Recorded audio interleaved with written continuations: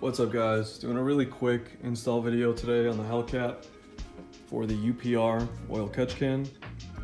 So just to give you some background, for anybody wondering what an oil catch can does or if it's useful for their car, what it's going to do is basically replace this hose and keep oil and other contaminants from the PCV going back into the intake.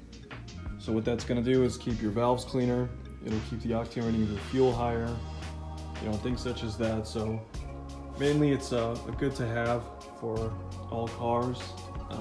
Plug and play, so nothing permanent. You can replace it back whenever you want to. And I think just about anybody could throw this on. So it should take just a couple minutes and I'll show you guys how to do that.